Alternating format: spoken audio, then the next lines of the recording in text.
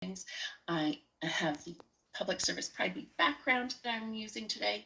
I'm a white woman with a fair complexion, although I do have a nice tan because we've had some nice sunny days lately. I have an average build and I have long, straight hair that is being overtaken by my, we'll call them platinum highlights. And I am wearing a pink shirt. Before we begin today's event, I wish to acknowledge that the lands on which we all reside are the traditional territory of Indigenous people. The land you live in belongs to a specific Indigenous peoples group, such as First Nations, Métis, and Inuit, and we encourage you to learn more about the land area you are in. You can do this by visiting nativeland.ca to learn more about the treaties and territories we live, work, play, and study in. This is a brave space for dialogue today. There are no perfect answers. We're just sharing and we're learning. Our goal today is to create a welcoming environment where everyone feels safe and respected. And we thank you for your continued support in ensuring this remains a safe space for everyone. If you have questions as we are in this conversation, we highly encourage you to put them in the Q&A. Please note that this event will be recorded and made available for future viewing for those who are not able to attend, as I know there are many on summer holidays at the moment. And this is sure to be an impactful conversation. Today's discussion may address sensitive topics which some may find distressing and which may trigger trauma from past experiences. We hope not to cause any, as we pre-discussed in the green room, significant tears. But if you do need support at any time before, during, after any of our events, please note there are resources available to you, and immediate support is always available through BFAP 24/7. Today's event, Brave Together, Creating Change in the Public Service, invites us to reflect on a question that is both timely and complex. How do we as public servants balance our duty to remain neutral with our responsibility to uphold human rights and foster inclusion? Neutrality is a cornerstone of the public service, but what happens when issues of equality and inclusion, like 2S LGBTQIA+ rights, become politicized? How do we ensure that standing up for dignity and respect is seen as part of our mandate, not as partisanship? These are not easy questions, but they are essential ones. And as we have this conversation, as we start this conversation today, we are thrilled to welcome our special guest speaker, Faye Johnstone, who will help guide us through this conversation. And I'm sure will share insights on navigating these tensions and creating a workplace where everyone can thrive. As we celebrate Pride season, it is a time of joy, resilience, and reflection, but let's also commit to the ongoing work of building an inclusive and equitable public service. So thank you for being here today, for your openness and your courage to engage in this dialogue. Please join me in welcoming our special guest, Faye Johnstone. Before I pass the mic over to Faye, I'll give a bit of an intro and then I'll let you introduce yourself. So for those of you who have not had the pleasure of seeing Faye speak before, Faye Johnstone is the Executive Director of Queer Momentum, a nonprofit advocacy organization powering queer political action across Canada, and co-owner of Wisdom to Action, a boutique consulting firm based in Halifax, Nova Scotia. Faye is an award-winning activist, a sought-after public speaker, and frequent voice on queer and progressive issues in Canadian media. She was once on a chocolate bar. I bought one of those Hershey's. Consumes coffee at a terrifying rate. We have a lot of coffee. And it is driven by a simple desire to build a more free, equitable, and socially just Canada. One conversation and one campaign at a time. Thank you so much, Faye, for joining us. Welcome.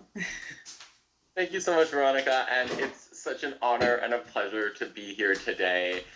It is indeed, you know this, it is Public Service Pride Week, but for those of y'all who are joining in the nation's capital, it is also our Pride Week as well.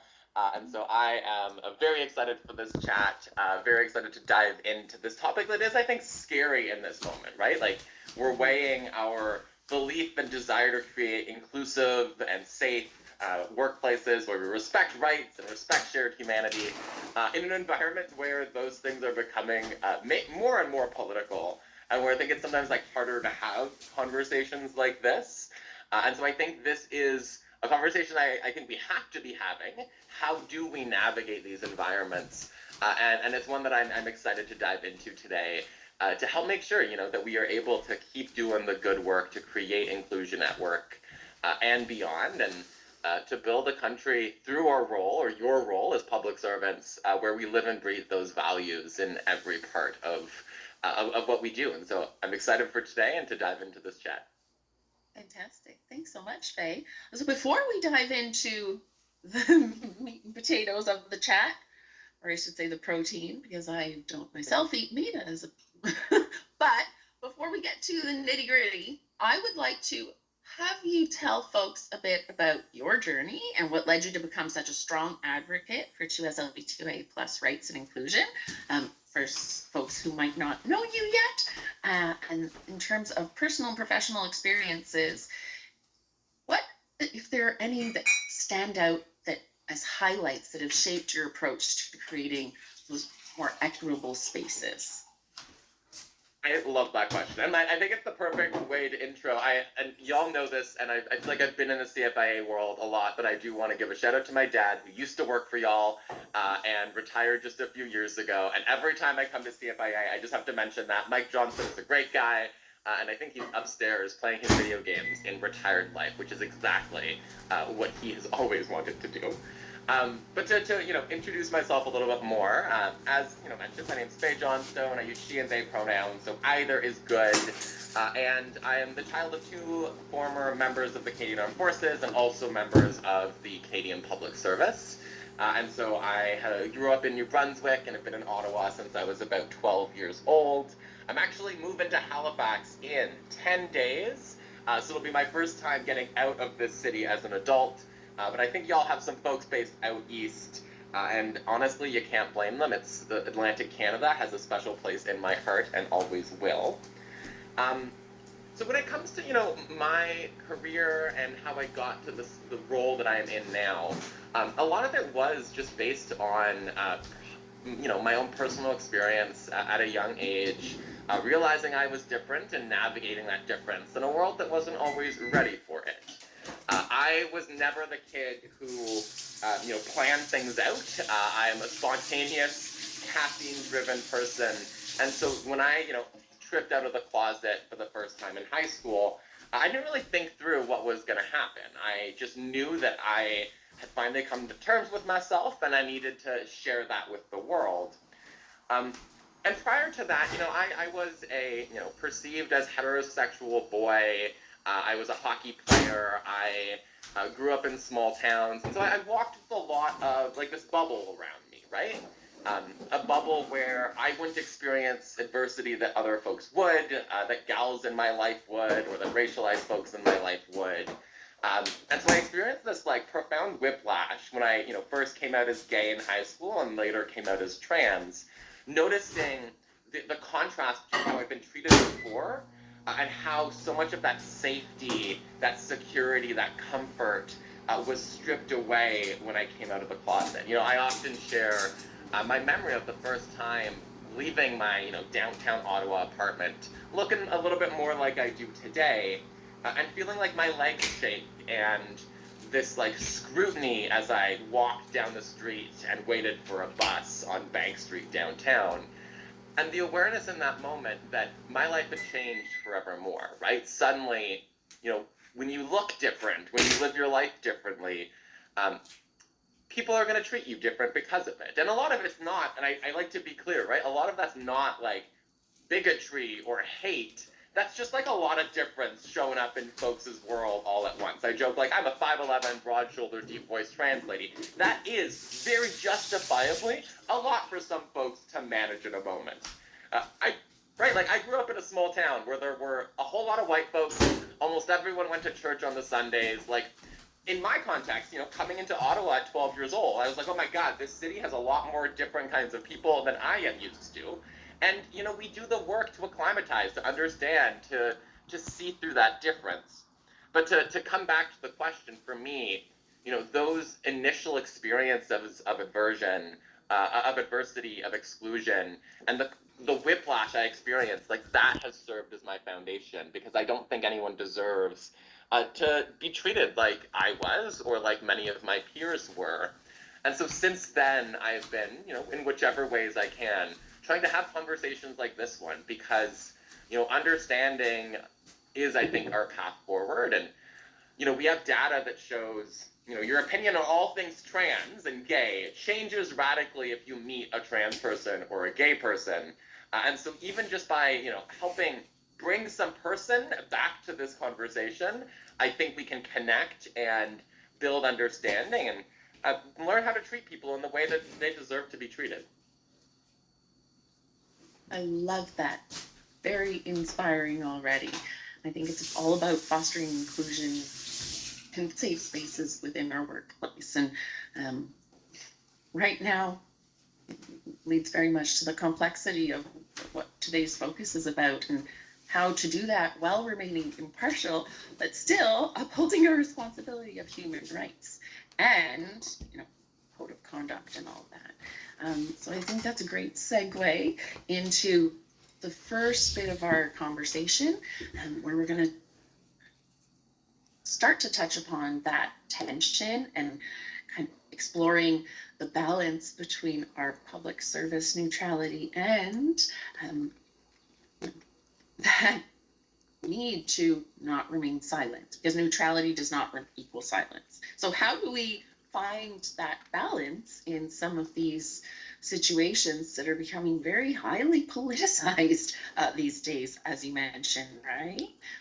So I'll very loaded question. I know a bunch of questions in there, but we'll start there. We'll start unpacking, and then we'll chip away. And I think, like, the question itself, first, I think there's an importance to distinguish, right? Like, I have my, political role, right? And that's when I put on my activist hat. I'm in the public sphere, getting angry at governments, at politicians, at institutions, systems, and structures. And that is an important role, and I have a great time doing it. That is where I thrive. But on the flip side, there isn't an intrinsic political nature to human rights or to creating an inclusive and accepting workplace. I do think it's also important to understand, what is happening in our ecosystem right now, because I think some folks think this is just politics, right? Like, it's just like one group yelling at another group. But what's actually happening is an increasing polarization in Canadian society. And polarization is not like a political phenomena. It's a social phenomena. And one of those pieces is, polarization makes it harder to see that shared humanity, that shared experience, or to be able to be good to each other, right? Like, in Canada, we respect our neighbors, even if their lives look different than ours do. And that's a foundation that shouldn't ever be made political or made partisan. We are also in an era where there's a lot of misinformation. And so I think, as neutral public servants, we can still understand the broader ecosystem. And so there's a lot of effort underway to turn folks like me into something scary, right? Like, they want us to be like the boogeyman, quite literally like boogeyman. They want you to be scared of us. They want you, when you're in a washroom, to be scrutinous of the hair or the facial features of the other person using the washroom with you. And so that environment is one that actually threatens our capacity or your capacity as public servants to create those work environments that are inclusive. You can have, the person who was once a farmer in Saskatchewan and the blue-haired, different pronoun-using trans person, coexist in those spaces and navigate them together. Now, I think, I like to own that I think we made some mistakes in my world as we've been trying to bring this inclusive message forward. I think a lot of folks today feel like they have to, watch every word that they say. If they say the wrong thing, some gay person is just gonna pop up over their shoulder and lecture and condescend and say there's something wrong with them. And I like to come back to some basics. I don't need you to understand everything about trans people. I've been trying to figure out those, in that very big group of folks we call heterosexual for 15 years, and I'm still confused. And that's okay. right? I don't need you to, understand my journey in every nuance because I don't understand every nuance of yours.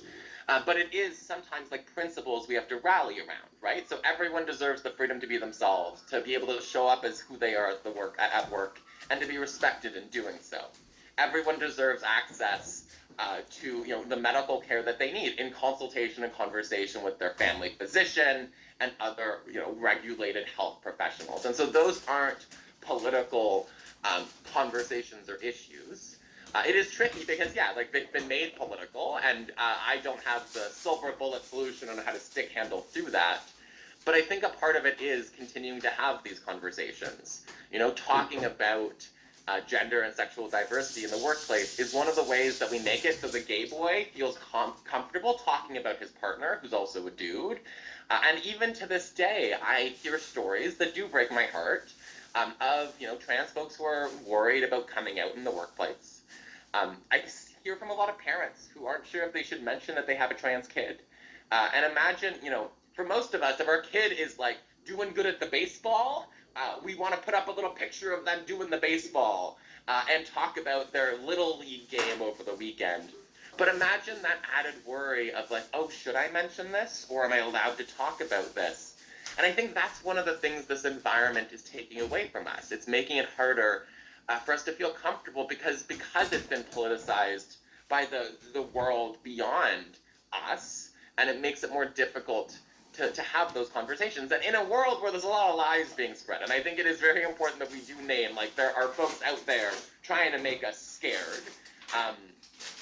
That added fear and anxiety makes it harder for a trans person to like be themselves at work, but also harder for them to do their job and to thrive in their work environment, right? Like, when you're worried people are going to be making jokes about your pronouns, you're focused on that instead of like meeting your timetable, submitting product upon deadline. All of that becomes harder when your own acceptance and space at work is taken away from you, Absolutely. And I think you don't have to understand it to accept it. We're not asking you to understand. You're right, because I don't understand that. But just, we can all live in harmony without really understanding the why. It's not important. And I love that you bring it back to, it's not political activism, and especially as public servants, it's part of our mandate to uphold Canadian Charter of Rights and Freedoms and the Value and Ethics Code. It's not political activism. So I love that you brought it back to that, because right now protecting human rights is sometimes misinterpreted as a political bias, and it's not at all what it is. It's just really being a good person. And that's what it comes down to. And I think, so much of it is, again, like when you are in a workplace, you are required per your codes of conduct, per all of the, policy apparatus that governs every day at work. One of those principles is respect.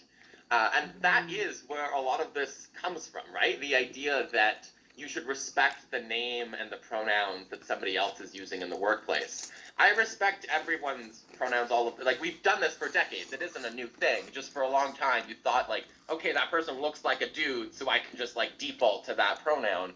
All we're asking that in the fairly rare situation where somebody uses a different set of pronouns than you're used to, that you respect that because that is how they want to be referred. If somebody, I think there's I think Quebec is a great example. Women who don't take on their spouse's last name when they get married. Well, then you wouldn't it would be very rude if you have the personal belief that they should, for you to then decide you're going to call them by their husband's last name. That's cringe and strange, and you're being real weird about that person's marriage. Well, it'd be also real strange to imagine that because that person is bald, he's then a Bob, when his name is Billy or James or something else. And so it's this idea that we do actually we let people tell us who they are, and we respect them when they do.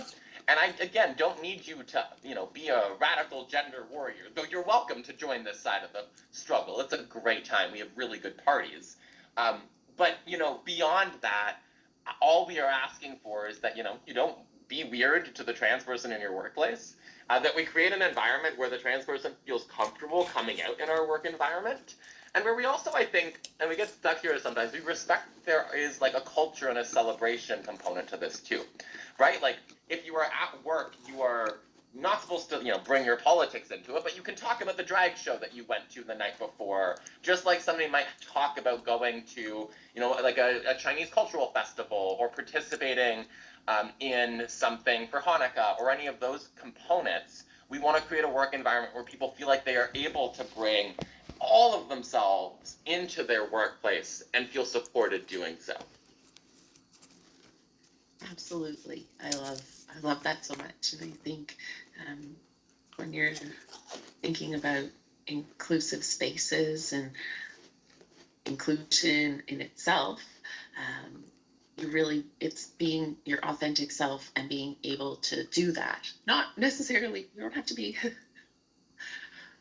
embraced for every part of you, just allowed to be every part of you and feel like it's okay to be every part of you. That's fine. I know I'm a lot for some people, and that is totally okay. It doesn't make me any less awesome than I am. It just means that maybe we're not going to be besties, and that's, again, totally okay. But I still respect the other person, and that's at the core what it's all about, right? So I love that you brought it back to that. So you mentioned about how folks, and I agree, that's why we're trying to make room for brave conversation. You mentioned that folks, because they're worried about they're going to say the wrong thing or they're not going to say it in the right way. What is one question you wish more people would ask about inclusion or to LGBTQIA plus rights? Oh, that's a great question. I think to me, like I wish that, I guess that's the question. I just wish people had understood the context we're coming from, right? Like, the story about trans people has been rewritten so many times by folks who don't want to tell you the real story. And so I think, people's impression of us now is going to be because of external factors, and I will blame the media for a lot of this. But, the stereotype is it's going to be like, and I had this hair, so like blue hair, uses strange pronouns, and is going to yell at you if you make a mistake. And, I can't account for every gay person in the world, as y'all, I imagine, will not account for every heterosexual's behavior. We would have very different tallies in the length of those lists, I'm just saying. There are more of them than there are of my folks. But I think what I wish people knew more than anything is that, yes, you might hear from those of us who are, big voices and whose job is to be a, fiery, feisty activist. But the average trans person is, they are trying to pay their bills. They're probably struggling to make ends meet, just like many folks are in an economic environment that's tricky. They want to play their video games and, nerd out on some new board game that's come out or listen to the latest album by some artist. I think the biggest thing we get wrong is that we imagine that, we have a caricature of what trans people are supposed to be like. And it's not reflective of who we actually are. Trans folks are your bus drivers. They're your nurses.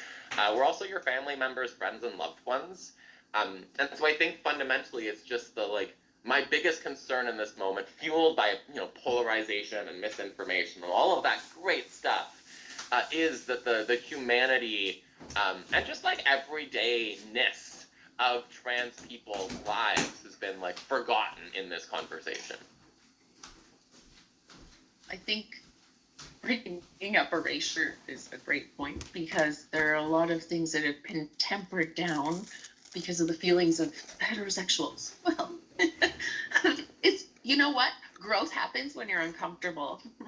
It doesn't happen when you're just sitting there, not actually challenging yourself, right? And having these important conversations.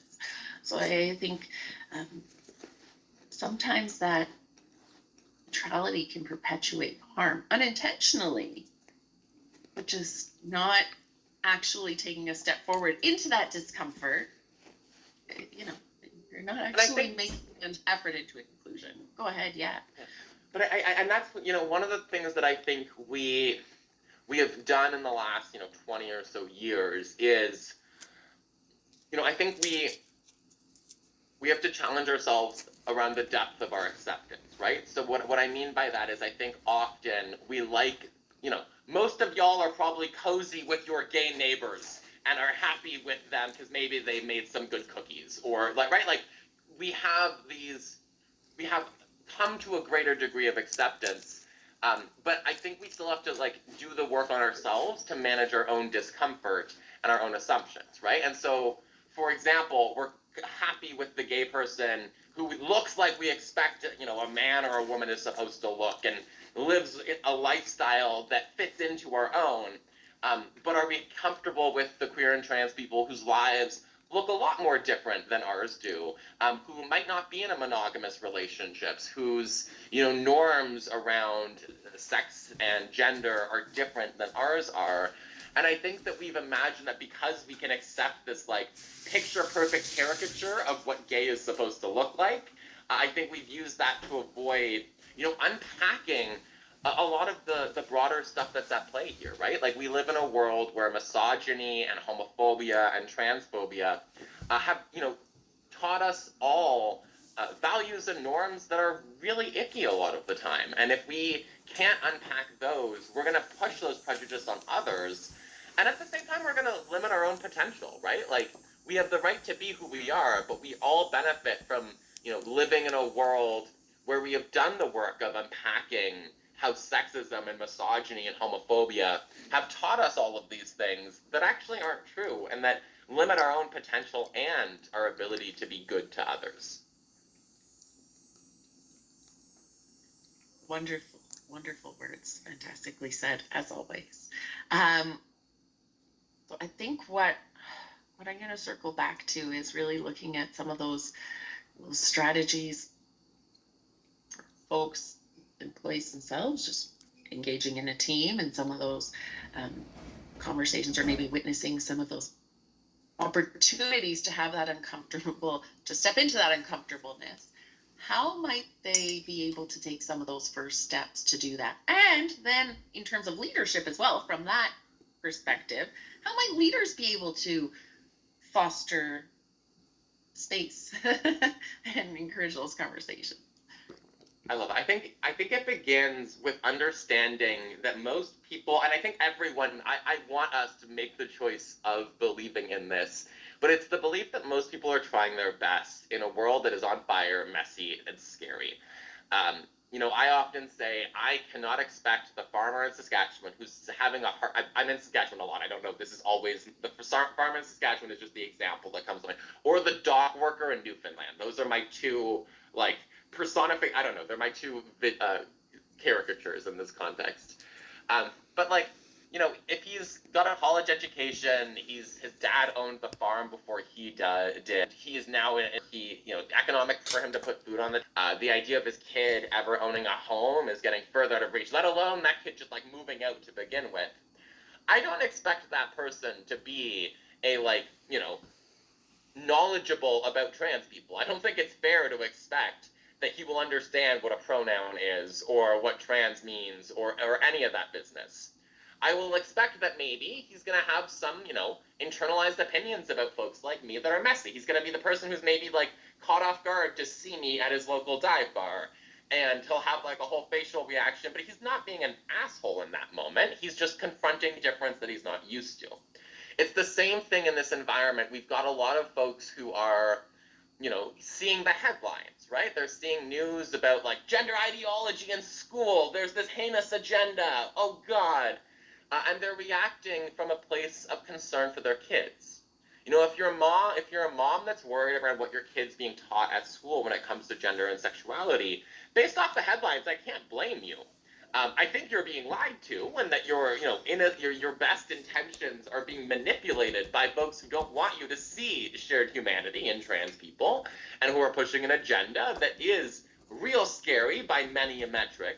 But that mom is not my enemy. That mom is someone I haven't yet been able to have a conversation with.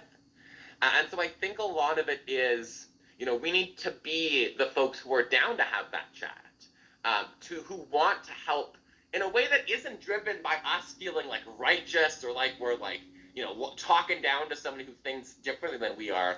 I want us to be the dude in the seat next to you at the dive bar in that moment. We're just having a chat, and we're connecting, and we're learning as much from each, one's learning as much from the other as the other is from them. And I think that's a really powerful foundation. I also think that we sometimes use a lot of guilt and moral superiority in these conversations. Like, you're not a good person if you don't have your pronouns in your bio or on your team's Zoom, whatever the hell, when you log on. And I think that that is a tendency we need to curtail, right? I think there's a righteousness and a purity that comes into that is not the vibe of the movement I want. I want a movement where we are able to have those hard conversations. My last piece here, I think, or maybe my last piece, who knows where my train of thought will go. My last piece is to try to build parallels. And what I mean by that is, intersectionality teaches us that the experience of a white trans woman is going to be different from the experience of a gay lesbian woman, for example. And that is very true. The world's going to hit us in different ways. When I'm out in public, if I'm walking beside a friend of mine who is a black trans woman, even then, like, the factor of race and racism shifts how she is treated when we're walking down the same street. The kind of icky we get is different. And that is a critical understanding, right? We need to understand that depending on how the world perceives you and who you are, the world's going to treat you in different ways. But I also think that sometimes we've reinforced this sense of difference so that we lose sight of common elements.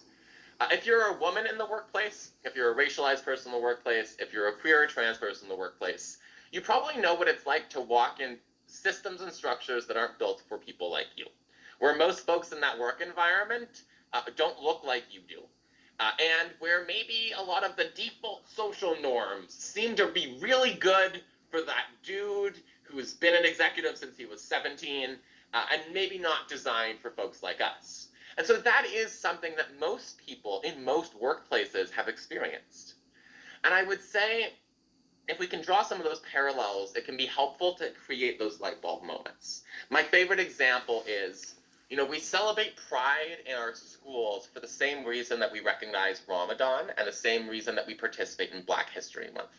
To give kids from different communities a sense of belonging in the classroom, and to help all children grow up with a healthy respect for difference, for diversity, for different faiths, for different ways to live in your life, and all of that good stuff. And I think that parallel, right? Like, I like to say the kid who's wearing a headscarf has a lot in common with the trans kid. They both know what it's like for their teachers to screw up their names and for their classmates to treat them differently because of who they are. Whether you wear a headscarf or you use a different set of pronouns than people expect, you deserve the freedom to be yourself, both at school and at work, and to be respected as that person in every room you walk into. I love that so much. As I said, I'm a mama bear. And last year for Pride, I was sending some books with my kids because I felt like they were coming home and talking about it. So I was like, we need to be speaking about this more and at your level and with the picture books, and because it's such an important conversation. And they came home during Black History Month and all these other important things and showed me, Chinese New Year, they made paper dragons. It was great. I loved it. But Pride was like, why aren't you talking about this? So that's somewhere where I think it has to start young. It has to start at age appropriate ways, right? But when you are an adult and engaging in those conversations head on, and you're being met with folks who are a bit more aggressive, maybe not so open-minded, because I know you're fantastic at having those courageous conversations, and just not even having them, but just the approach to encouraging curiosity and empathy and fact-based dialogue when there's so much harmful information out there, lies and misinformation, but there's so much out there. How do you approach that? Some of those opinions that, there's a lot of animosity behind it. Maybe call it passion. I'm not sure what to call it, but how do you get to a place where it's constructive? Because I've had a few, especially over social media, a few of those battles, and some of them I just don't understand how to get through to some of these people. So maybe you can give some tips to all of us, and guess specifically related to work, maybe also outside of work, as how have those constructive, corrective conversations. And I think that's part of the hardest part right now, right? Like I often say, in like an ecosystem poisoned with misinformation, it is harder, again, and we've named it, and you all probably feel it, it's harder to have those conversations through difference.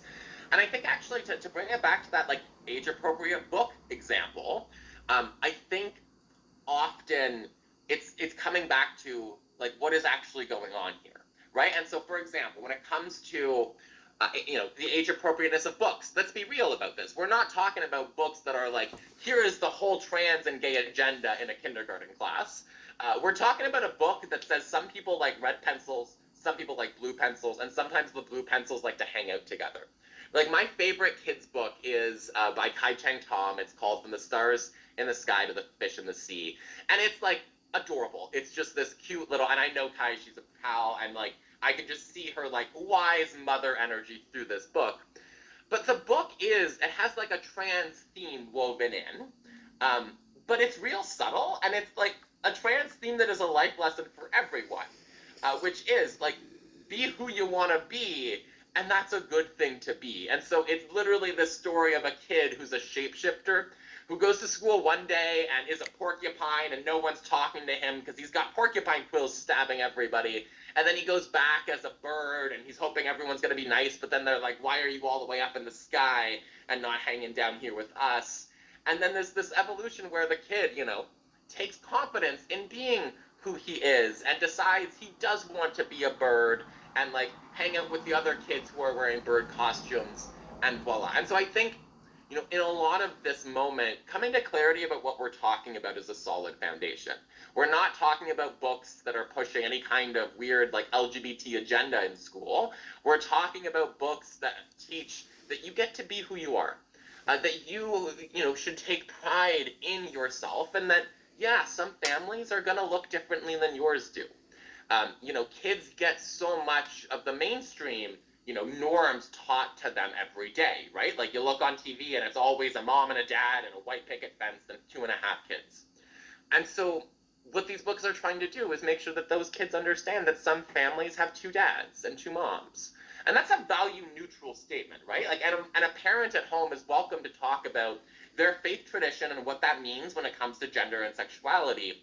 But the undertone that we're asking for is that the acknowledgement that just like I'm going to respect your faith tradition and what it tells you around gender and sexuality, I want you to respect my ability to still be who I am in a workplace.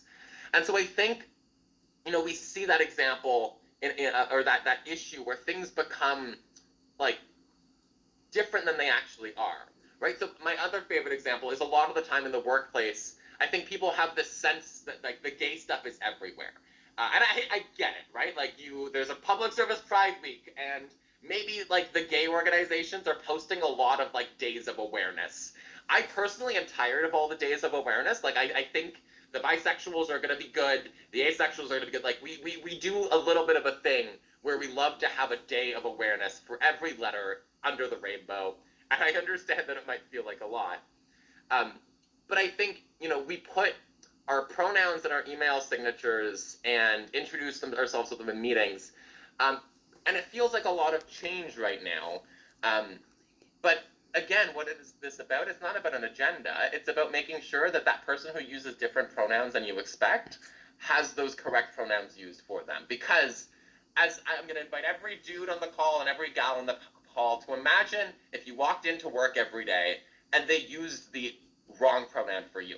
You might shrug and be like, it's no big deal, but then imagine it happens every single darn day. And on the 10th time, you're just kind of annoyed. Or imagine like if you have a name that's hard to pronounce and every day people are screwing up that name pronunciation. Like it is an annoyance and it is unpleasant and it is disrespectful.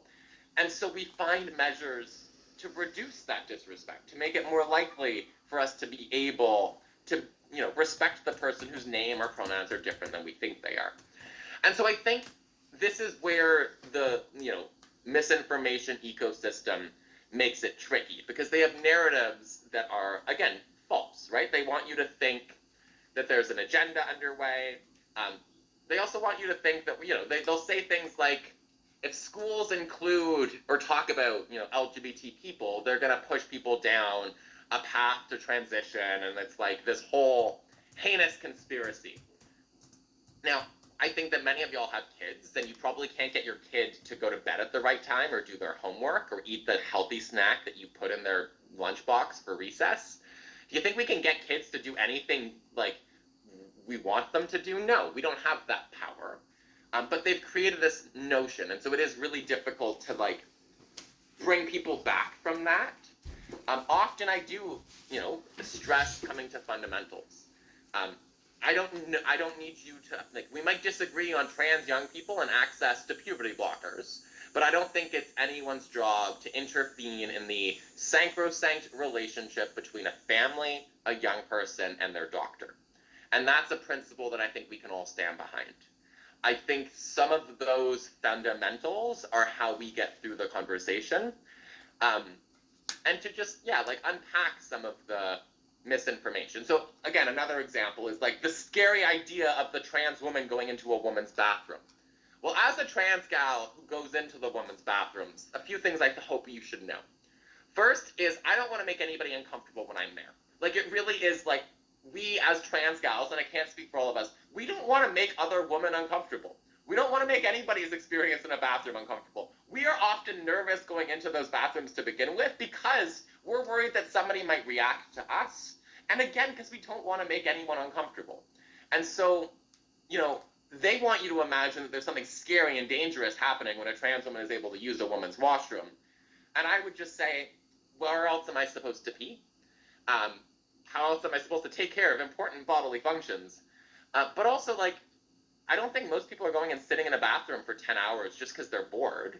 We're going in to do a thing and then to leave. And we don't want to make life uncomfortable for anybody else either. There's nothing I hate more than when there's a line in the woman's washroom, because then I'm standing there, and I'm usually taller than most of the other women in the washroom, and I don't want to have a conversation about my transness in this moment. Like, I don't want it to be a thing. I just want to pee and go. And so I just think when it's up here and it's abstract and it's political, it's easy for everyone to get their fists up and then to have the conversation descend into trans rights or human rights. And no. But I think if we come back to the humanity of it, it's a lot easier. I just want to be able to use the bathroom and go about my life. And we're not trying to do this in any way that makes anybody uncomfortable. We're also just trying to be able to, again, live our lives and participate in society. Especially when people, their dignity, their safety, just their comfort is at stake, right? Why not just... I think that's really what neutrality means when it comes down to it. Being neutral and not being affected by somebody's choice to be whomever, or not choice really, but choice to live their life authentically, because not everyone does make that choice, and some people can't live their life authentically because they feel all this pressure for all these other reasons. So that's, in my mind, that's at its core neutrality. It's not silence, it's not ignoring discrimination or inequality. It's being neutral and letting people be whomever they authentically are and letting them live life the way it makes them happy. So I think for me that's what that is. But no, but that is exactly it, right? It is there's a human rights, again, I think human rights have unfortunately been made political in this moment, and one of the things I want is for us to stop doing that, right? I don't want, when one of my friends is the lawyer on the political side who is taking certain provincial governments to court in relation to trans and gender diverse young folks' rights. And, non-political or partisan to state, in Saskatchewan, there is new legislation, there is a court challenge underway where there's concern about the potential violation of the Charter Protected Rights of Saskatchewan kids, and then there is the premier who decided to circumvent the charter in order to move policy forward. And so that's just a thing that is happening. But my friend is the lawyer who is helping challenge that piece of legislation. And he talks with the kids, right? He talks with some of the applicants in the case. And what these trans young folks tell him, very simply, is they just want to stop seeing their names in the news. They want to stop seeing headlines about kids like them. These kids just want to be able to play their video games and to like do all of the weird things that teenagers do. They don't want to have their freedom, their rights, their existence turned into a political battle. And I think one of the ways that we get through this moment is to recognize that, yes, there's always a political undertone to everything because we live in a world, we live in a society. But there are some fundamentals that we need to rally around. And again, those are fundamental values like freedom, like equality. Those are also fundamental, pillars of a healthy democracy, such as human rights protections, such as the ability to participate in public life, such as the ability to disagree and to, find common ground as best you can through those disagreements. The most irritating thing about this moment for me is that I am very confident in the ideas and argument that my side of the world is pushing forward. And I'm also very happy to have the conversation with the person who disagrees with me. Like, I love that dialogue. I think of it as a challenge. And also, I think of it as a surprise, right? Like, most people who will end up, disagreeing with me on something, they'll have a different argument than I expected. And then I get to hear and learn from their experience and their understanding and wrap my head around their worldview. And then through that conversation, we often find common ground. We find that we have more that unites us than that which divides us. And then, me speaking about like the importance of pronouns or a gender neutral bathroom or the fact that I should be able to go in and use the bathroom that I need to use, that becomes a whole different discussion or dialogue than this like heated political, everyone's slinging mud at each other environment that we're unfortunately stuck in right now. I absolutely agree. We have a participant asked for the name of the book that your friend wrote, the one with the porcupine. So I'll let you provide that because I don't recall it either, and I'm actually going to take note of it as well for my kiddos. I will paste I'm finding it on Goodreads right now so I can give a link in the chat, but it's called From the Stars in the Sky to the Fish in the Sea.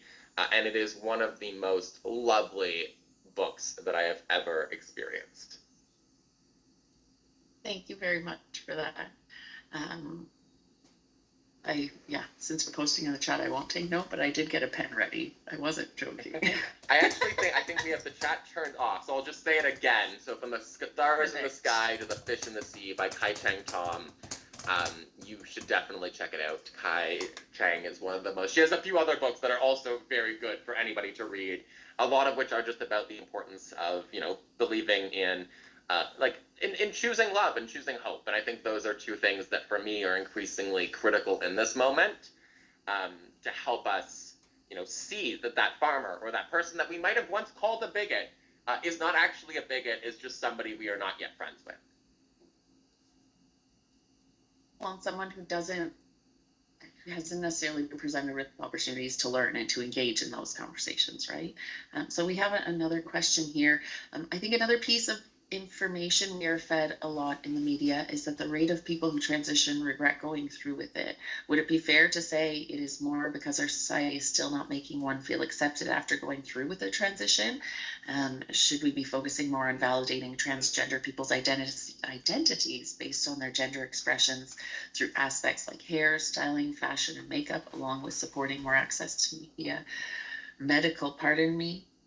transitioning so that one can choose what they feel is best for them? Love this question.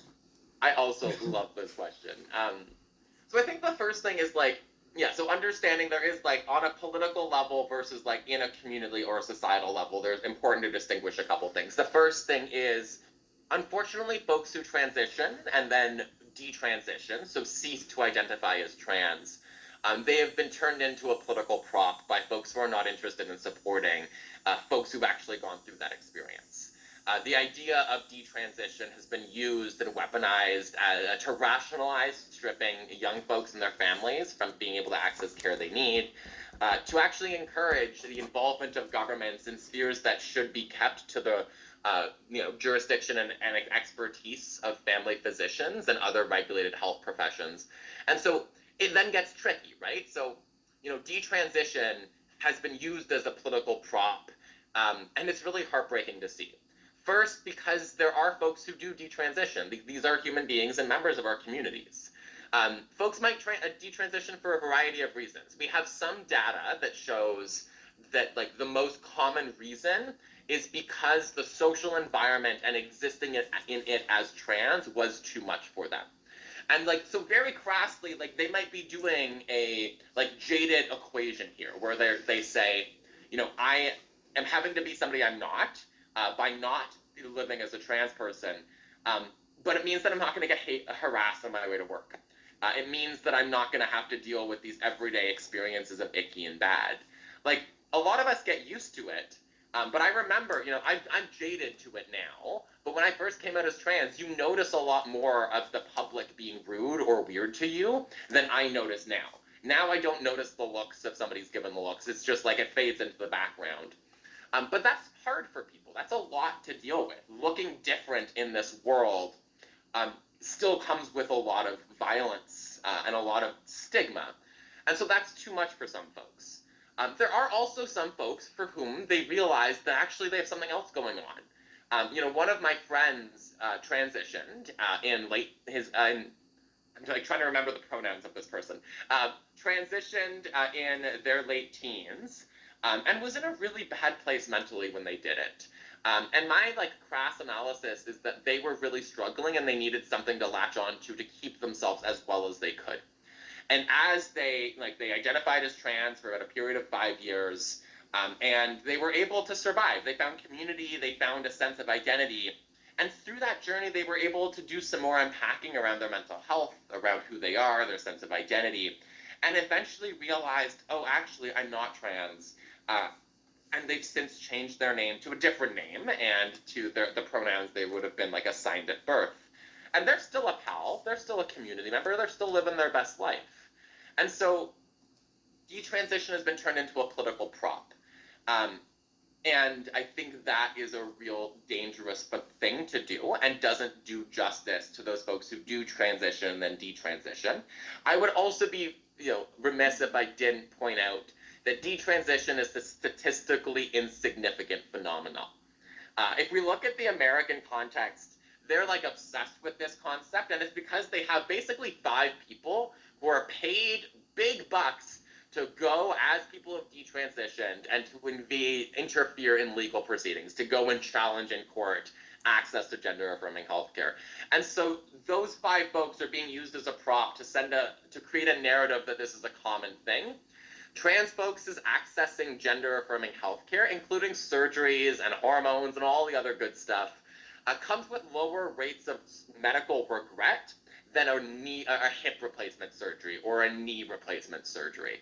And so I think we need to take a breath and look at what the evidence says. And it shows that accessing these interventions generally leads to better health outcomes, to a better sense of self, to better mental health. And we also need to make sure that instead of politicizing folks who detransition, if somebody is detransitioning, that we have supports in place for them. And that indeed, as our system is actually full of right now, that we have safeguards so that if somebody is in a state of poor mental health, we're both navigating and supporting them through their gender journey and making sure they have supports around their mental health and well-being. So that we are being, responsible. And the healthcare system already has those, right? Like, part of the phenomena around detransition is only able to be made political when you don't understand that trans people are waiting years to get a first appointment with a physician to talk about hormones. Have you tried going to an emergency room anytime lately? It is overloaded and overwhelmed. You think they're going to make healthcare easier for trans people to access when we can't even figure out getting an emergency room sorted and working in an efficient manner? Hell no. And so again, bringing it back to reality, the fact that trans people have to, if you're a kid, you have to go through many a conversation. You're not accessing hormones unless your family is on board. You've probably talked with a psychiatrist or two. You've probably known you're trans for like 3 years and you're doing all these social transition stuff. And it is this evolving journey in conversation with your family and with physicians. It's not like you're thrown into the deep end and hormones are available on demand. There is a lot of care and checks in these systems to make sure that we're supporting folks and helping them make the correct decision with their physician in the best interest of their own health and well-being. All fantastic points. There's a question there, but I just saw a hand go up. Did I see a hand go up? I think there was a hand that then turned into a heart, so it may have been intended as a heart. Okay. Because I was going to say, would someone like to come on? But we'll go to the next audience question then. Participant question. Do you feel an element of, specifically, this is specifically to you and in your experience, do you feel an element of pressure to be a good representation of trans queer people? Or pressure to set a good impression for people who haven't previously been around the queer community? How do you navigate that? Oh, you're gonna get into my my relationship with a public profile of a trans person. That is, whoever asked that question, how dare you? But also thank you. It's a great question. So I hate it, actually. Like, it is one of the pieces, and I hate it for a few reasons. Like, I hate having to navigate my sense of identity in a public ecosystem as one of the more visible transes in this, arena right now. So I don't think it's fair, and I think one of the things we need to get back to is the understanding that trans people as individuals are not representative of all of the trans community. And we also have to understand that there's going to be trans folks who do things that I think are stupid, horrible, and maybe not a thing that we should be doing in general, right? Like, just like with straight folks, many of y'all would not want to be held accountable to the behaviors of another heterosexual somewhere else. Because again, imagine the danger of that and the repercussions therein. And so I wish it wasn't that way. But yes, like, for me in my public role, I have felt there is a pressure to make sure that I am, doing justice to my community and giving us a good representation in the social and political spheres. I think it's made harder because the environment is so poisoned against us, right? So, for example, I have a friend who is like a small C conservative, right? And like, he is a gay boy who is, on a different side of the political formula than I am. And when we first became friends, he was shocked to actually meet me because he had heard so many things about how, foul and radical and dangerous and angry I am. And then he experienced whiplash when I was just like a gal who wants to hang out and is going to have the conversation and will bully him about his politics as he bullies me about mine. And we'll both like do little fun elbows and laugh about it and say things that are very crass and very funny. He joked yesterday that the chemtrails in Saskatchewan are what made me trans. And it was an incredibly, it was funny, right? And so I think I don't like the fact that there's a whole lot of folks out there who are trying to manipulate my presence in the space to make people scared of me. I wore a shirt once that said, protect trans kids. And it was like an edgy shirt. I don't know if you picked up on this, but I like the goth undertones. I have knives and thorny roses tattooed on my body. And so they took the idea that I was wearing a shirt that said protect trans kids that had a knife with roses and a chain woven through it as me threatening people. And I'm sitting there being it's a cool shirt. It's just a cool shirt that I wore to a protest. Can we please just be chill for a hot second? And so that piece I hate because I don't have a lot of control over that. And it, they try to turn me into a symbol of something bad and scary. I like to counter it by just being me and hanging out and making inappropriate jokes and trying to make these things funny as much as we can. But also more a step in the other direction. I have been through a journey a little bit over the last 5 years where when I came onto the scene, I felt like I could show up as my full self and be the alternative edgy trans girl that I want and to be and that I am. And then because of my very public role, there was this, slow process where I shifted my gender expression. I started wearing more color. Goddamn, bad decision on my part. I felt like I had to look to your average straight person, like I was trying to look what a woman is supposed to look like. And I hated the pressure to look a certain way, because as we know, the gals can show up in all kinds of ways and deserve the freedom to do so. But I didn't like the fact that I felt like I had to look like I was trying so that the public could be as understanding and sympathetic of trans old little me as they could be. And recently I've thrown that, baby out with the bathwater, as I think is the saying, and leaned a bit more into like showing up as me. And I think a part of that is just like claiming our space again, and also, like there's going to be other folks who look a certain way who will be able to fill roles that are not the role for me. And so maybe to close this, I love the question. It's a tension I navigate every single day. I don't like the fact that I have to think about everything that I say before I say it, because if I'm in a public space and I say something and it's not as thought out as I would like it to be, it will be manipulated and taken advantage of by bad people. And then I hate that I have to be selective around what parts of myself I'm allowed to show in the public sphere. I love to go to drag shows, and on a Friday, you will find me at a gay club, hanging out with my community and having a great time. And I don't like that, like, I can't bring that person into any degree of the public sphere, because then it will be weaponized and used against me by folks who just hate trans folks and want you to be scared of us. So it's a tension. But we all walk it in a microcosm every day. Like, how much of yourself do you bring to work? What stories do or do you not share in your work environment? And sometimes there are stories you should be sharing. I will not share my club stories in a work environment because that's kind of weird, and I don't need them to know what I'm doing at like 3 a.m. on a Friday night. And so there's parameters there. But it's just harder to do it when you have this like spotlight put on you, and you know that there are folks out there who will try to manipulate you or what you are doing in order to disparage your character or turn you into some boogeyman villain to serve their political interests. I can only imagine how draining and emotional fatigue and burnout you must feel from the chronic pressure of that. I am not in the spotlight whatsoever, and I sometimes feel fatigue from having to constantly defend humanity of people and basic human rights. So how do you set boundaries and make sure that you're protecting yourself when you are such an active advocate for this community and for marginalized folks in general? How do you make sure that you're taking care of Faye? Maybe a couple tips. Also a very good question.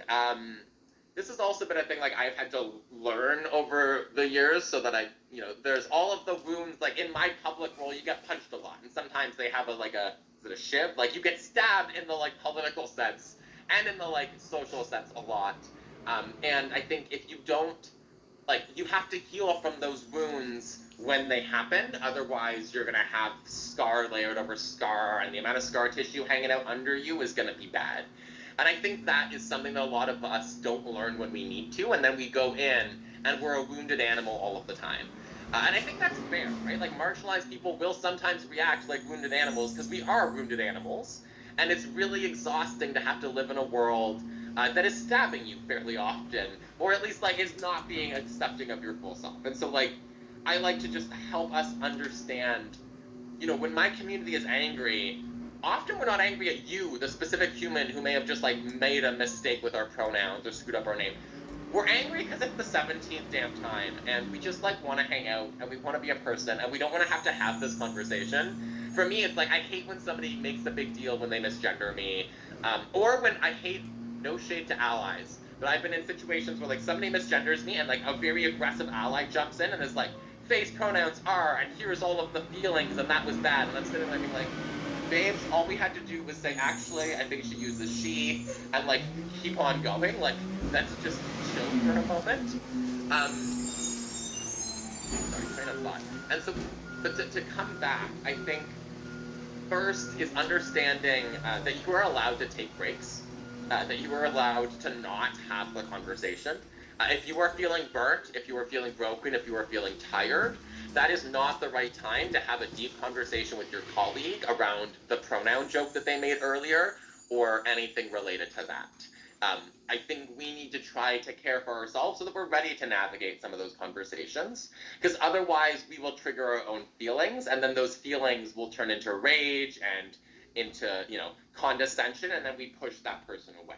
I'm not going to go and have a conversation with a mom who thinks that my thing is pushing an agenda on kids if I'm already feeling tired and hurt that day, because I'm not going to approach it in the way that I want to, and so I need to choose to step away. My second thing is, I think when you believe passionately in human rights, it can become all-consuming, and we benefit, and that is made harder by a world where our social media feeds are also reflective of all of the crisis and injustice in the world. Like, I open my phone and Instagram is full of like headlines about really sad, depressing things and calls to action to address injustice, and that is emotionally taxing in and of itself.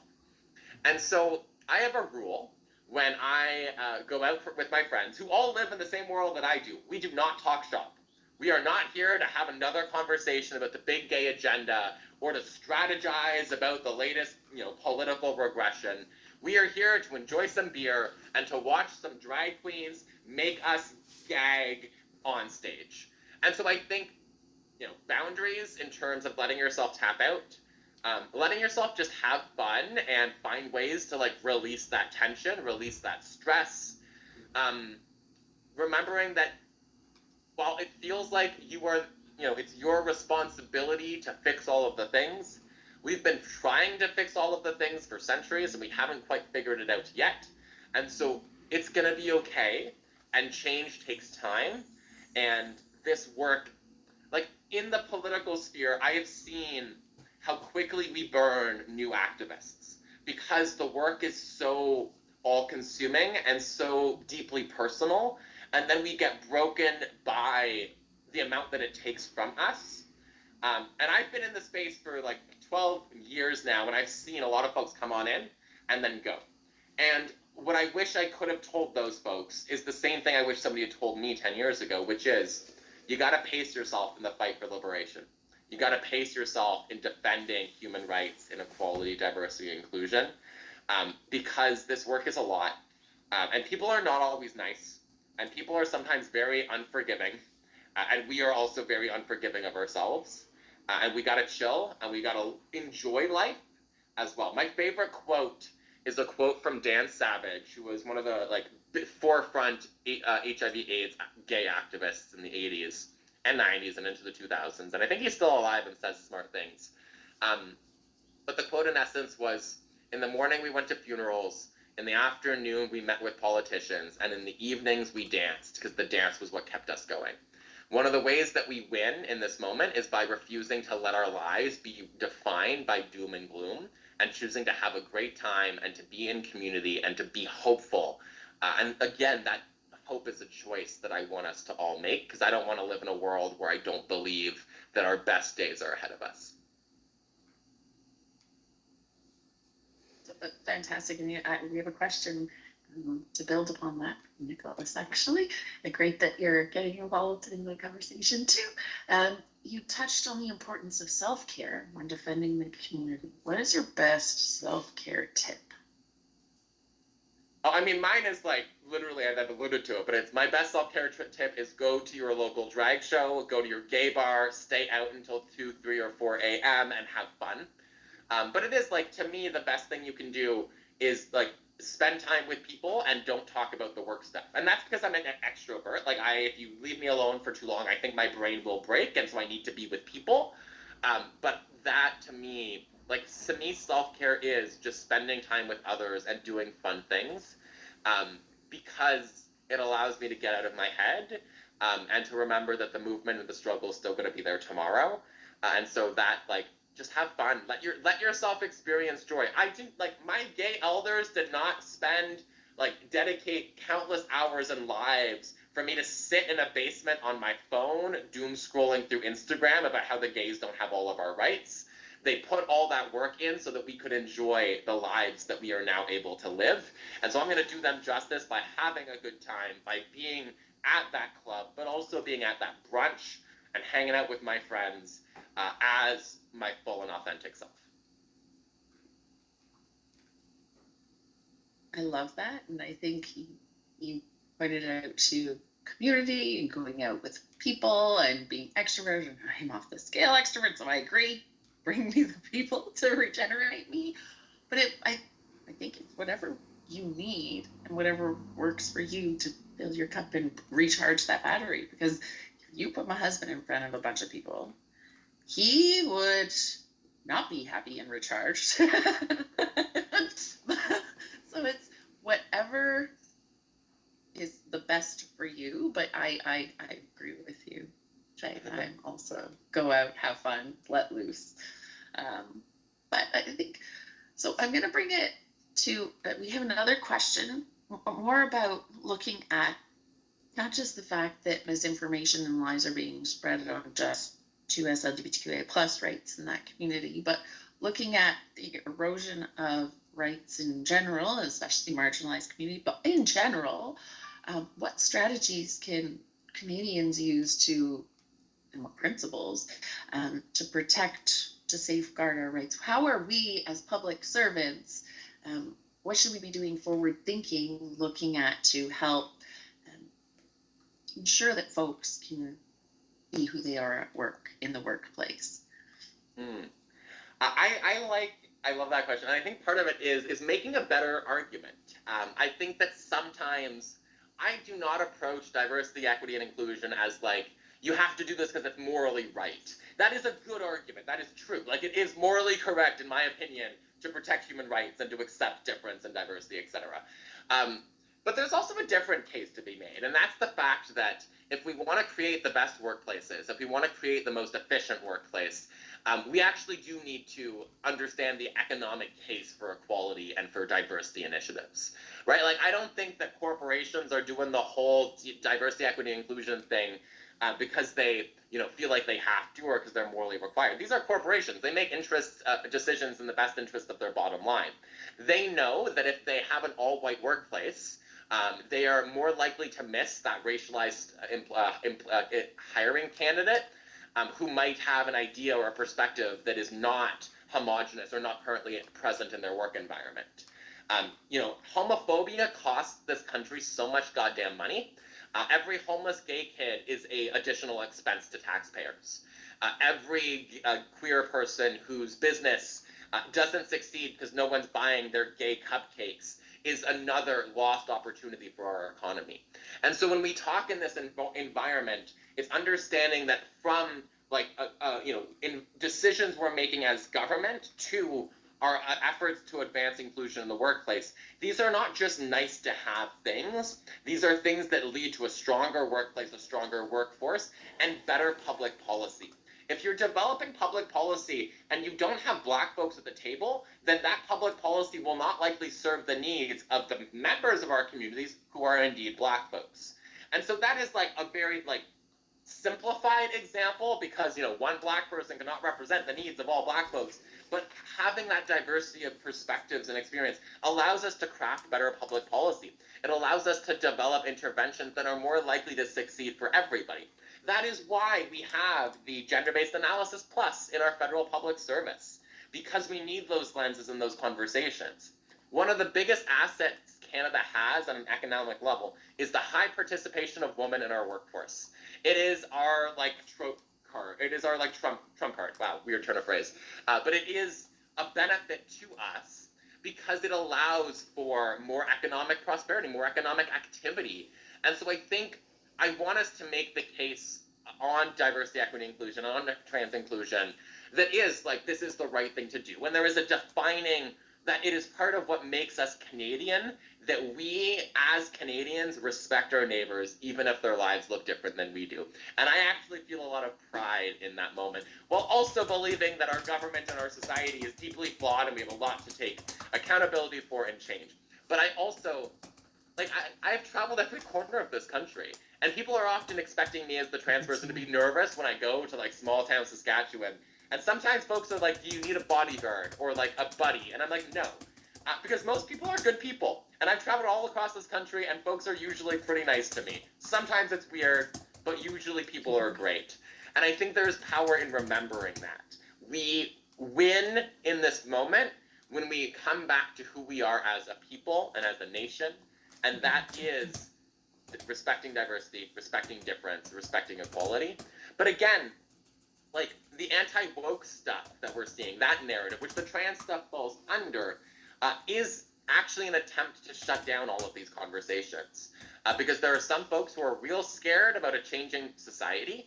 They're real scared about people who they've long been able to shut up and keep down, finally, standing tall and not tolerating that anymore. It is woke that a man is not allowed to, touch a woman's butt in the workplace, unlike what they could do 50 years ago. That is woke as hell, and I want it to stay inappropriate for that man to treat a woman inappropriately in the workplace. And so I think they've turned it into a political phenomenon when all that woke is trying to make sure that women and black folks and racialized folks and gay folks have the same opportunities in the work environment as everyone else does. And since we live in a society with a history, just like we know our history of World War II and like the rise of Nazism and that was a bad thing, we should probably understand what happened to African Nova Scotians in institutional state-led discrimination. We should understand that y'all, as a public service, in the 1980s and into the 90s, tried to find the gay people and fire them. And you used a machine that was created by Carlton to assess our pupil dilations, and that was weird.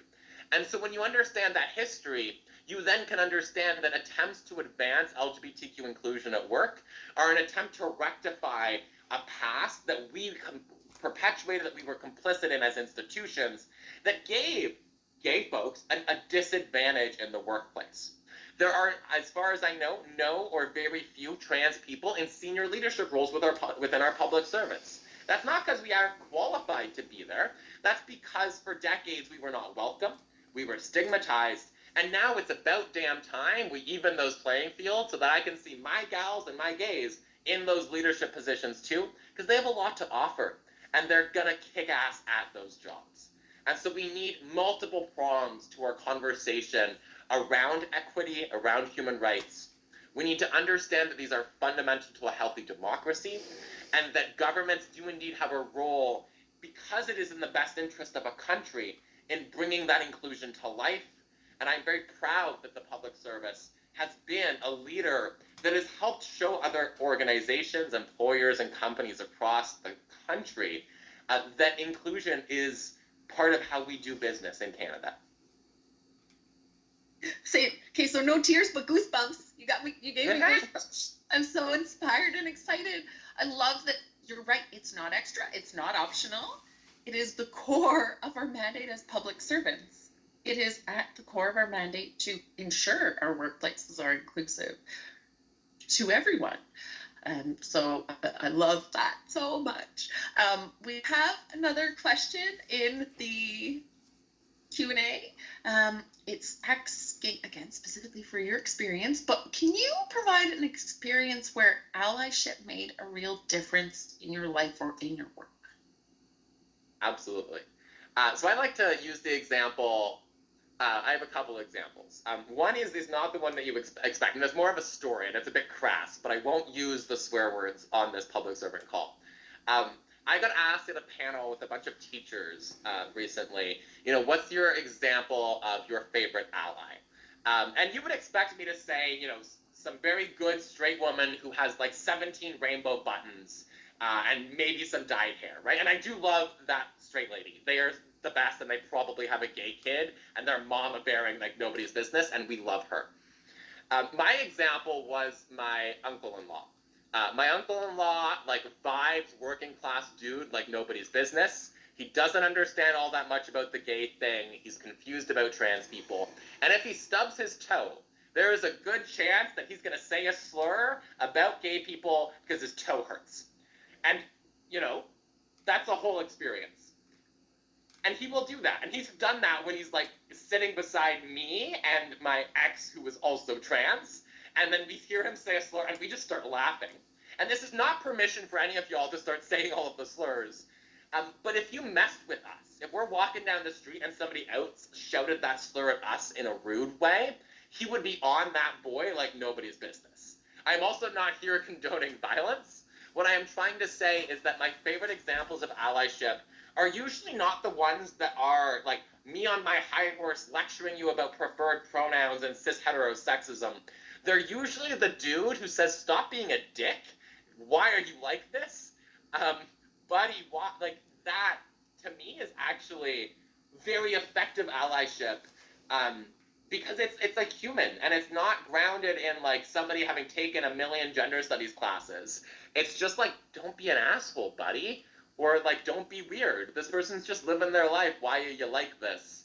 My favorite example of allyship is when somebody's being rude to me out front of a bar, the other dude who like intervenes and like hangs out with me so that the other guy will F off. Right? Like, those are solid and great examples of allyship. And they're not from like social justice warriors. They're just from like dudes who are being dudes and think that being a dick isn't a nice way to be.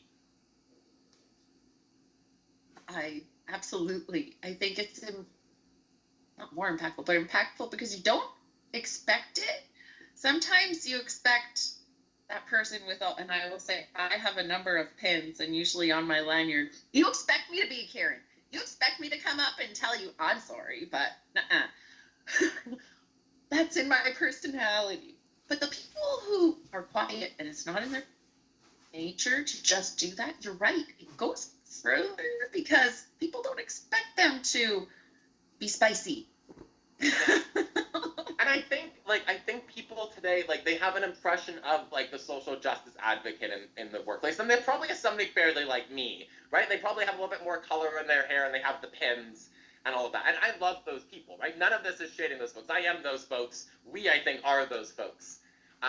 But one of my examples, like, a couple years ago, I did the hydro company circuit, which is not my normal wheelhouse, right? Like, these are college-educated tradesmen. The workplaces, let's say there's 100 people, 85 of those people are dudes who are like out in the field doing the work, and then the last 15 are the women who are all admin staff. And so it's like a very gendered workplace. And I was brought in because a gal had come out as trans. And so like one of those dudes was now a girl, and all of the dudes were very dudely and were sometimes like misogynistic and racist and homophobic, and sometimes not. And my favorite ally in that space was, again, it was the dude who would just say that joke's not funny when he's hanging out with the other dudes, right? Like, I think we often create an idea that you have to look and approach it all a certain way if you're an equity champion. But no, my favorite is the dude who's just like, your misogynistic joke isn't funny, who walks away, because that dude who made the joke will then not make that joke again.